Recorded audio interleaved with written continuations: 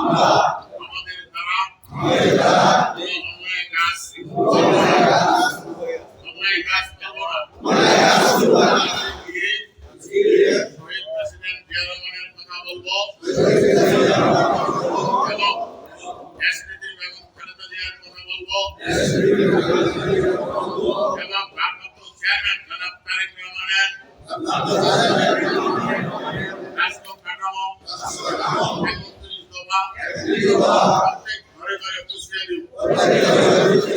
হিন্দু মুসলিম বৌদ্ধ সবাই আমাদের ভাই ভাই, সবার সাথে আমরা ভালো ব্যবহার করবো, আমরা কথা বলবো না। আমরা এলাকায় গিয়ে সবার সাথে মিলেমিশে কাজ করবো, সমস্ত ভেদাভেদ ভুলে যাবো। আমিন।